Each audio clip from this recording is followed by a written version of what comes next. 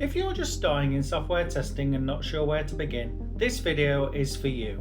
I'm David Oxley, and today I'll walk you step by step through what software testing is, why it matters, and exactly how you can start your QA career, even with zero experience. By the end of this video, you'll know the roadmap to becoming a tester and where to focus first. Software testing is simply the process of checking whether an application does what it's supposed to do. Think of it like taking a new car for a test drive before selling it. You can check the brakes, steering, and safety features.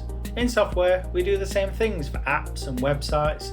Our goal is simple: find defects before the user does, and make sure the product meets those requirements that have been set out by people in the business, other stakeholders, or anyone who's going to be using the system.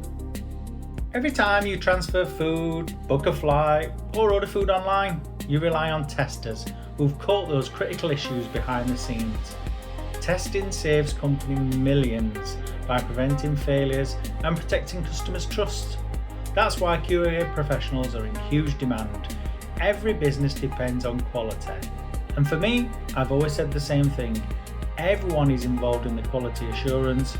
The test team and the QA team are the gatekeepers to that, making sure nothing falls through the gaps and that everything that we send out the door has been thoroughly tested. So let's look at the main types of testing you'll hear about. First, manual testing. This is where you explore and check the system yourself, step by step, on a manual process.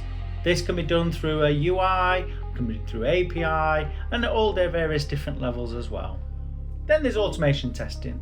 This uses scripts and tools to check functionality automatically. Now, this will be done through a tool where you'll write a script that will test certain functionality, and that will be able to run in an automated process, generally used for things like regression testing, and will be part of something called the CI/CD pipeline, which we'll come on to in a later video. We also have functional testing, which checks if features work as per the specification, and non-functional testing, which checks things like performance, security, and usability, which in today's world is really important. Don't worry, these sound complex now. You'll learn when and why to use each one as we go through this series.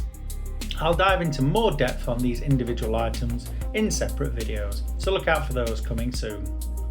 Testing follows a structured life cycle called the Software Testing Lifecycle, or STLC, hence why this channel is called Inside STLC. It includes these phases: requirements analysis, test planning, test case design, test execution, defect reporting, and test closure. First of all, we start by understanding the requirements, and then we create a plan, design test cases, execute them, report bugs, and finally close the testing phase once everything is fixed and verified. Every QA project follows this rhythm. Once you understand STLC, you'll never feel lost in the testing role again. Now let's talk about what you actually need to learn. For manual testing, it's focusing on test cases, writing bug tracking tools, Jira or TestRail. You need to be a good analyst. Make sure you're asking the right questions, make sure you're looking at the requirements carefully and what would a user do, for example, and make sure you're catering your tests around that. For automation, it's probably learning tools such as Selenium, Cypress, Postman, things like that. But don't forget soft skills, communication, attention to detail, analytical thinking. I keep telling people we need to be analysts first and foremost.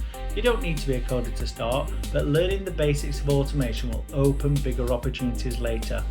Don't be a technophobe. Don't feel like you can't ask questions. There's so much information out there to help you and guide you from a technical perspective, but get the basics first.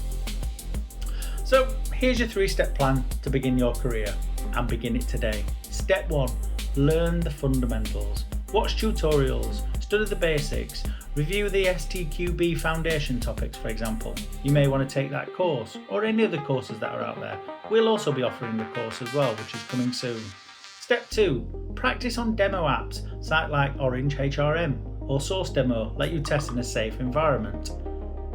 Step 3, join QA communities. Connect with other testers on LinkedIn, Reddit or Discord to learn and share your progress, or even comment below on this channel. We're always here to help. You've got the community tab as well. Use it. Build small projects, post your test cases, and you'll stand out to recruiters fast. And that's your complete beginner's guide to software testing. We covered a hell of a lot there, and I don't expect you to all to understand it, and we probably just already touched them at surface level, but we will be diving deeper as this series grows. So if this helped you, hit subscribe. This is just the first video in our software testing series. Next up, we'll take a proper deep dive into manual testing, a tutorial for absolute beginners. But thank you for watching, and remember, test smarter, grow faster. Until next time, bye bye.